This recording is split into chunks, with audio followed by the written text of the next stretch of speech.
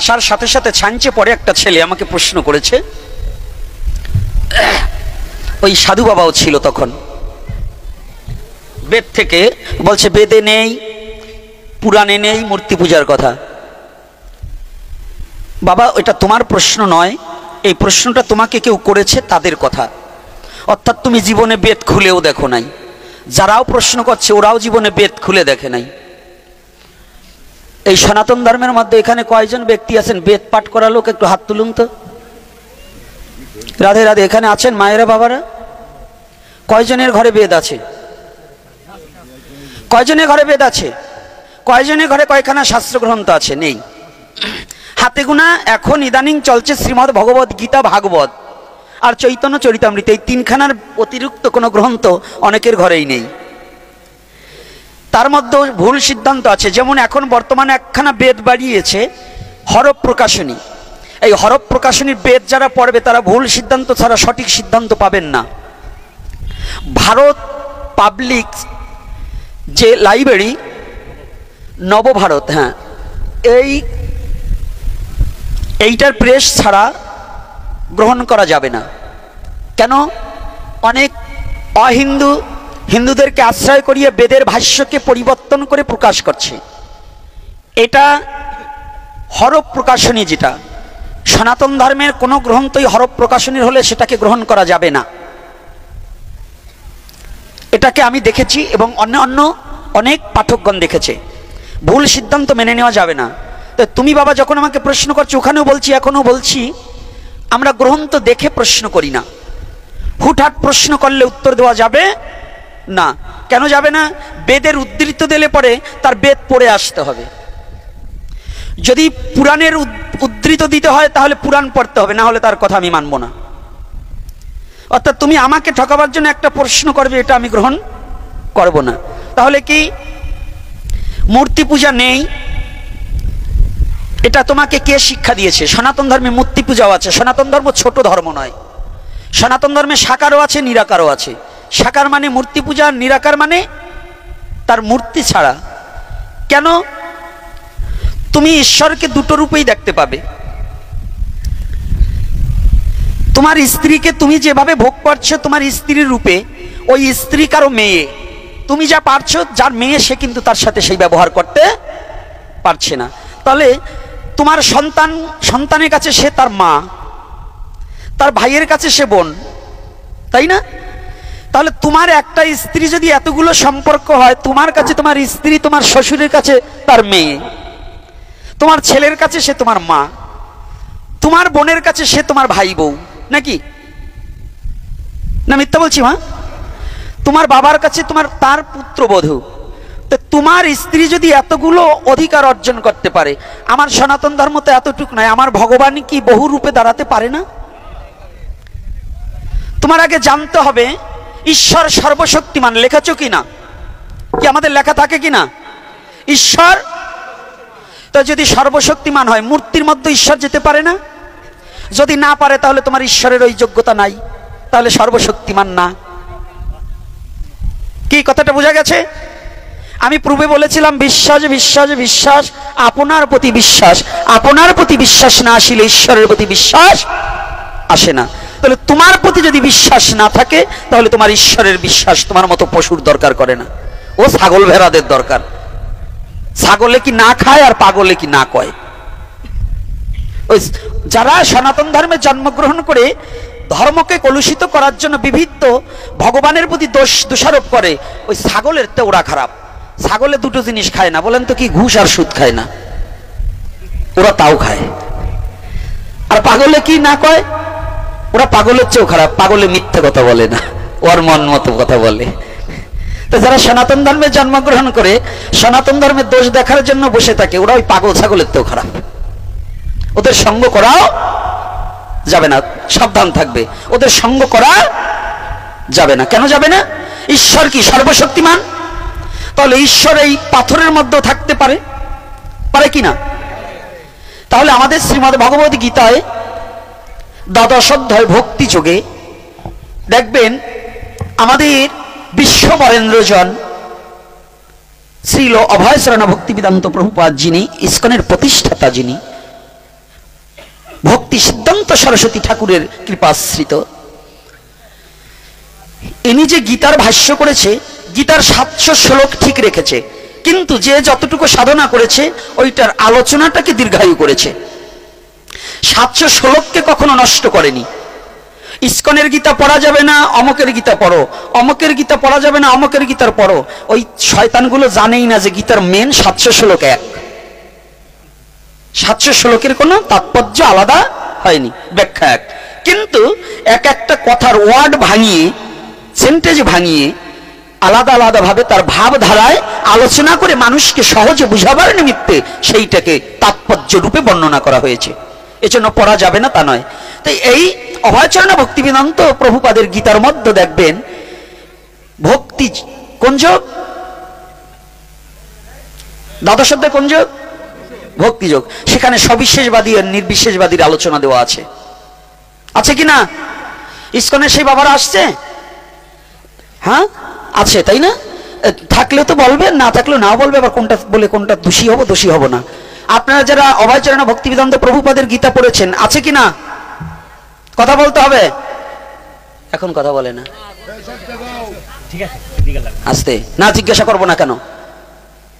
এত এত কিছু হবে আর সনাতন ধর্মে দু একটা কথা বলতে পারবে না, মৌন থাকবে, জানবে না কেন? যারা জীবন যৌবন সমস্ত কিছু দান করে দিলেন আমাদের জন্য, তাদের কথাটাকে আমরা স্মরণ করবো না, তাহলে অকৃতজ্ঞ আমি? আর অকৃতজ্ঞর কোনো ভালো কিছু হয় না, ভালো কিছু পেতে পারে না। এদের মতো মহাপুরুষরা আমাদের জন্য কত কিছু কষ্ট করেছে না, কিছু দিয়েছে না, তো তাদের স্মরণ করতে হবে না? কি করা কর্তব্য কিনা? তাহলে এখানে অভয়চরণ ভক্তিবেদান্ত প্রভুপাদের গীতাটা পড়ে দেখবেন। গীতা সাধক সঞ্জীবনী স্বামী রামসুখ দাসের লেখা পড়ে দেখবেন। আর আত্মতত্ত্ব উপলব্ধি করতে হলে গীতা সুরধ্বনি প্রণীত সুরধ্বনি গীতা পড়ে দেখবেন। আর যদি আগের গীতা পড়তে চান তাহলে জগদীশচন্দ্র ঘোষের গীতা। ওনাদের গীতা না, গীতা ভগবানের, কিন্তু ওনারা মানুষকে সঠিক পথে নেওয়ার জন্য সংস্কৃতকে বাংলায় তাৎপর্য করে বুঝিয়ে দেওয়ার জন্য ওনারা রাইটার হিসাবে প্রকাশ করেছে। গীতা কিন্তু ওনাদের নয়, গীতা কোনো মানবে লেখেনি, গীতা কোনো জলের উপর দিয়ে ভেসে আসেনি, শ্রীমদ্ ভগবত গীতা কোনো অগ্নি দেবতা দান করেনি। গীতা কে দিয়েছে? কুরুক্ষেত্রের রণাঙ্গনে জ্যোতিষ্বর নামক জায়গাতে বসে। কুরুক্ষেত্রের সব জায়গায় গীতা দান হয়নি। 18 দিন যুদ্ধের একটা সময়, অল্প একটু সময় সেখানে দান করেছিল। সেখানে ছিলেন কে? একমাত্র ভগবান কৃষ্ণ আর অর্জুন, এই দুজন ব্যতিরিকে হাজার হাজার লোক ছিল, কারো কর্ণে সেই কথা যায়নি। কেন? যে যেখানে দাঁড়িয়েছিল সে সেখানে ছিল, রোবটের মতো ছিল। সবার শক্তিকে ভগবান হরণ করে নিয়ে তিনি অর্জুনকে শুধু সজীবে রেখে অর্জুনের মধ্যে গীতা জ্ঞান দান করেছিলেন। অনেকের প্রশ্ন, কুরুক্ষেত্রের রণাঙ্গনে ভগবান কৃষ্ণকে গীতা জ্ঞান দান করলেন, এত লোক ছিল, তারা শুনল না কেন? তারা শুনল না কেন? একটা মানুষ অসুস্থ হয়ে পড়েছে, ঢাকা নিয়ে গেছেন, ওই কিসে যেন রাখে, আইসিইউ না? আচ্ছা, আইসিইউতে লোক রাখছেন, আপনারা যাই দেখছেন জীবিত আছে, উনি কি আপনি যে দেখছেন দেখতে পারে? কেন পারে না? ওনার সেই শক্তি নেই, সেন্স নেই। তো তদ্রূপ ভগবান ওই কুরুক্ষেত্রে 18 অক্ষয়িনী সৈন্য যারা, এক অর্জুন ভিন্ন, ভগবান কিন্তু সৈন্যর মধ্যে নয়, ভগবান উনি নিরপেক্ষ। তাই ভগবান যখন এই কর্ম করেছিলেন তখন সবার শক্তিকে হরণ করে নিয়েছিলেন। যে ধনুক ধরে আছে ধনুক ধরিয়ে আছে, যে তাকিয়ে আছে তাকিয়ে আছে, যে যেখানে বসে আছে বসেই আছে। ওই কথা শ্রবণ করার শক্তি, তার ইন্দ্রিয় শক্তি রোধ হয়ে গেছে, কাজ করেনি। কথাটা বুঝতে পারছেন? বুঝতে পারছি কথাটা ক্লিয়ার কি? বুঝতে পারছি কি না? পিছনের বাবারা কি বোঝা যাচ্ছে কথা? তাহলে ভগবান কি করলেন? ওই কুরুক্ষেত্র সব জায়গায় নয়, কুরুক্ষেত্রে অনেক জায়গা। যেমন আপনাদের এই খালবালা, এই বাজারটা অনেক জায়গা, এটা শিব মন্দির, ও পাশে স্বর্ণকার পট্টি থাকতে পারে, আর এক জায়গায় কাঁচামালের পট্টি থাকতে পারে, পারে না? কিন্তু জায়গাটার নাম কি? খালবালা বাজার, কিন্তু এটার অংশ বিভক্ত। তো তদ্রূপ কুরুক্ষেত্র মাঠটা অনেক বড়, কিন্তু কোথায় বসে ভগবান এই গীতাজ্ঞান দান করেছিলেন? জ্যোতিষ্বর নামক স্থানে। কোন স্থান? জ্যোতিষ্বর। ভালো করে লিখে নিন, লিখে নিন, অনেক সময় মনে থাকে না, নোট করতে হয়, এগুলো জানতে হয়। আজকে এক বাবা বলছেন কোন রাইটারের কোন বইতে নাকি লেখা পেয়েছে শ্রীমদ্ ভগবত গীতার নাকি ৬২টা শ্লোক ছিল। এই যে মাতালগুলো যে কোথাতে আসে, এই মাতালগুলোর লেখালেখিতে ধর্ম একেবারে রসাতলে যাওয়ার একটা ব্যবস্থা হয়েছে। ধর্ম রসাতলে দিবার পারবা না, তোমরাই রসাতলে যাবা। কারণ বহুত রকম বদমাশ আসছে আর গেছে, সনাতন ধর্ম উপর আঘাত দিয়েছে, কিচ্ছু করতে পারেনি, এখনো দাঁড়িয়ে আছে সত্যের উপর। সনাতন চলে সত্যের উপর, এই সনাতন সত্যের উপর দাঁড়িয়ে আছে। একে নষ্ট করার মতো যোগ্যতা পৃথিবীতে কারো নেই। সত্য যতকাল আছে সনাতন ততকাল আছে। যেদিনকে সত্য ছাড়া মিথ্যা ছাড়া কিছু থাকবে না, সেদিন সনাতন পালিয়ে যাবে। সত্য কথা বললেই সেখানে সনাতন থাকবে, আর সত্য কথা বলে না পৃথিবীতে এমন কোনো জায়গা নেই। তাই যাক, তাহলে জ্যোতিষস্বরূপ নামক জায়গায় গীতাজ্ঞান দান হয়েছিল। গীতায় ৭০০ শ্লোক, এর একটা শ্লোক কম নেই। যদি এটার কম বেশি করে থাকে এটা তার ভুল সিদ্ধান্ত আছে। এই জন্য শ্রীমদ্ ভগবত গীতাকে সনাতন ধর্মের দুটো গ্রন্থকে সপ্তশতী বলা হয়। কোন কোন গ্রন্থ? একটা হচ্ছে শ্রীমদ্ ভগবত গীতা, আর একটা হচ্ছে চণ্ডী। এই দুটো গ্রন্থকে সপ্তশতী বলা হয়। কি আলোচনায় কষ্ট হচ্ছে নাকি? হ্যাঁ, সমস্যা হচ্ছে না? খালি লীলা কথাই বলে যাব? এটা কি ভগবানের কথার বাইরে বলছি? এটা ভগবানের কথা নয়, জানতে হবে। আগে জানবো পরে মানবো। যদি জানাই না থাকে মানবো কি করে? জানা না থাকলে মানবো কি করে? আগে জানবো পরে মানবো। তাহলে আজকে জানুন, এই যে সনাতন ধর্মের যে কথাটা বলছেন যে গীতার ৬২টা শ্লোক, মিথ্যা কথা। এটা কখনো প্রচার করা যাবে না। এগুলো সনাতন ধর্মের প্রতি আঘাত হানার জন্য কিছু ইতর এবং পাচাটা কুকুরের দল পরের পায়ে চাপবে, কিন্তু নিজের পায়ে যে কত ময়লা এটা জীবনেও ধুয়ে দেখবে না। ওইগুলোতে এরকম হুটহাট কিছু কথা, কিছু প্রশ্ন করবে, এটার দিকে কান দিয়ে কোনো লাভ নেই। কান নিয়ে গেল চিলে, কানে হাত না দিয়ে চিলের পিছনে দৌড়ানো যাবে না। আগে সনাতন ধর্মটাকে বুঝতে হবে, জানতে হবে, মানতে হবে। না বুঝে হুটহাট কথা বলা যাবে না। তাহলে আজকে আমাদের যে কোনো গ্রন্থ জানতে হলে, বুঝতে হলে, এই যেমন বেদ সম্বন্ধে, বেদ পড়া লোক কয়জন আছে? কোন বেদে কি আছে এটা অনেকেই জানে না। কোন বেদ কিসের পরে? 4খানা বেদ একত্রিত ছিল, আমাদের বেদ ছিল একটা। কয়টা বেদ ছিল? কয়টা? এইটা বিভক্ত করেছে কে? কৃষ্ণদ্বৈপায়ন বেদব্যাস। এই জন্য ওনাকে বলছেন, অনেকে বলে ভুল ধারণা যে বেদ লিখেছে ব্যাসদেব, কিন্তু বেদ ব্যাসদেব লেখেনি। বেদ হচ্ছে বিভক্ত করেছে, 4 ভাগে বিভক্ত করেছে। কেন বিভক্ত করেছে? ব্যাসদেব একজন কর্ষণকারী, একজন ময়রা। কেমন ময়রা? দুধের মধ্যে মাখন থাকে, ঘৃত থাকে, থাকে না? ছানা থাকে, থাকে না? তাহলে দুধের মধ্যে আছে, ওটাকে কে পারে? ময়রাকার যারা, ঘোষ যারা, তারা মন্থন করে দুগ্ধটাকে আলাদা করে থাকে। ওই দুগ্ধের মধ্যে জল আছে, জল বস্তুটা আলাদা করে, ছানাটাকে আলাদা করে, মাখনটাকে তুলে নিয়ে ঘৃত তৈরি করে। কিন্তু ওই দুধের মধ্যে সব ছিল। তদ্রূপ বেদের মধ্যে জীবের জীবন চলার সংবিধান বেঁধেছিল। কিভাবে জীব সুস্থ থাকবে, কিভাবে আহার অন্বেষণ করবে, জীব কিভাবে ঈশ্বরের ভজন করতে পারবে, নিরাকার ব্রহ্মের ভজন করতে পারবে, এই কথা নির্ধারণে দিয়া ঋগ্বেদে যাগযজ্ঞের কথা আছে, অথর্ববেদে পূজা পার্বণের কথা আছে, মন্ত্রসূক্ত আছে, এবং যজুর্বেদে শ্রীবিষ্ণু, যজুর্বেদে পূজা পার্বণ, আর অথর্ববেদে চিকিৎসা শাস্ত্র। আবার একটা কথা ভুল হয়ে গেছে, ক্ষমা করবেন, সবসময় তো ঠিক থাকে না মাথা। ঋগ্বেদে পূজা যজ্ঞ, আর যজুর্বেদে পূজা, আর অথর্ববেদে চিকিৎসা, আর সামবেদে হচ্ছে ছন্দ, তাল, রাগ, রাগিনী, লয়। কথাটা বোঝা গেছে? এই 4টাকে বিভক্ত করে দিলেন। একসাথে থাকলে জীবের বুঝতে কষ্ট হবে, তাই কৃপা করে কৃষ্ণদ্বৈপায়ন বেদব্যাস, চতুর্বিংশ অবতারের এক অবতার, তাই কৃষ্ণদ্বৈপায়ন বেদব্যাস একখানা বেদকে 4 খণ্ডে বিভক্ত করে দিলেন। জীবের যে যার যেটা প্রয়োজন সে সেটা যেন গ্রহণ করতে পারে। তাহলে কি অথর্ববেদ থেকে আয়ুর্বেদের সৃষ্টি? কোন বেদ থেকে? অথর্ববেদ থেকে আয়ুর্বেদের সৃষ্টি। আয়ুর্বেদে আছে কি? চিকিৎসা শাস্ত্র। অথর্ববেদেও কোন গাছের কোন গুণ, কোন পশুর মাংসতে কোন গুণ, এইটা খাইলে কি হবে, ওইটা খাইলে কি হবে, এটা অথর্ববেদের সূক্তে লেখা আছে।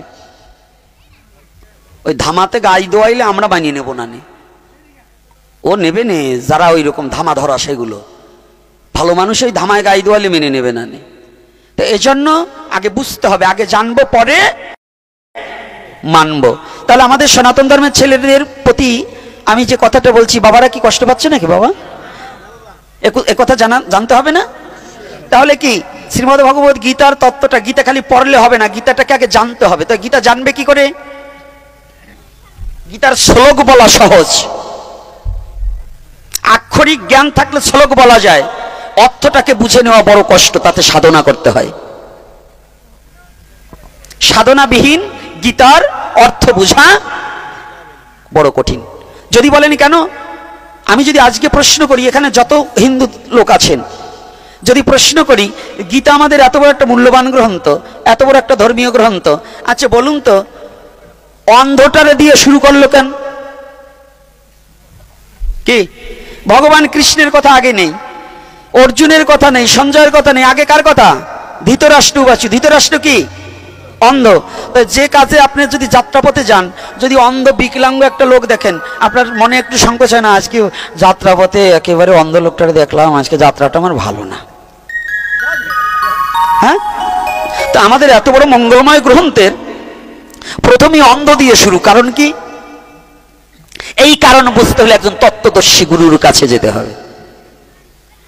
ওই খালি পৌরীয় পণ্ডিত হয়ে খালি প্রশ্ন করতে হলে কাজ হবে না, কিছু সাধনার জগৎ। সনাতন ধর্ম বুঝতে হলে, সনাতন ধর্মের বেদের ভাষ্য বুঝতে হলে, সনাতন ধর্মে গীতার ভাষ্য বুঝতে হলে ফ্যান খাওয়া ব্রেনটা হবে না। এটা সাধনার দ্বারা ঘি খাওয়া ব্রেন তৈরি করতে হবে এবং সাধনা করতে হবে। সাধনাবিহীন গীতার তত্ত্ব বোঝা যাবে না। এই জন্য আগে বুঝতে হবে, মানতে হবে, জানতে হবে, আগে বুঝার চেষ্টা করুন। তাহলে এখানে কি করা হচ্ছে? আমাদের কি এই অন্ধটাকে দিয়ে শুরু করলেন কেন? জগৎজীবকে দেখিয়ে দিলেন তোমার অন্ধত্ব যতদিন পর্যন্ত মোচন না হবে ততদিন পর্যন্ত ভগবত কৃপা তোমার দ্বারা সম্ভব না। ধৃতরাষ্ট্র কি আদতেও অন্ধ না? ওটা ভগবান করে রেখেছে যে ধৃতরাষ্ট্রকে দিয়ে বিশ্ব জগৎকে বুঝাবো। তো ধৃতরাষ্ট্রকে আমার মানব দেহের মন হচ্ছে ধৃতরাষ্ট্র। কেন? মন কিছু এখানে বসে ঢাকা কি হচ্ছে কিচ্ছু দেখতে পায় না, কিন্তু মন ঢাকা চলে গেছে। তাহলে ও অন্ধ না? তাহলে অন্ধকে মন, এই ধৃতরাষ্ট্র হচ্ছে মন। এই তত্ত্ব উপলব্ধি করতে হলে সঞ্জয়কে, অর্জুনকে, কৃষ্ণকে, কোন রথ চালিয়েছিলেন কৃষ্ণ? কেন ওই কাষ্ঠের রথই কৃষ্ণ চালিয়েছিল? কাঠের একখানা রথ, কৃষ্ণ ঠেকা পড়ে গেছে না? হ্যাঁ না, সেদিন কুন্তী দেবীকে বুঝিয়ে দিয়েছিলেন। কুন্তী দেবী নিজেই স্বীকার করেছিলেন, মহাভারত খুলে দেখবেন। কুন্তী দেবী সেদিনই বলেছিল, হে কৃষ্ণ, এতদিন আমি জেনেছিলাম তুমি আমার অর্জুনের কাষ্ঠের রথের সারথি, আজ আমি দেখলাম স্বচক্ষে তুমি প্রতিটা জীবের জীবন রথের সারথি, তুমি কৃষ্ণ দয়াময়। অর্জুনের কাষ্ঠের রথের সারথি নয়, প্রতিটা জীবের জীবন রথের সারথি তুমি কৃষ্ণ দয়াময়। কথাটা বোঝা গেছে? তাহলে কৃষ্ণকে আজকে সাথে আবার টাকা কে লোক দেয় নাকি?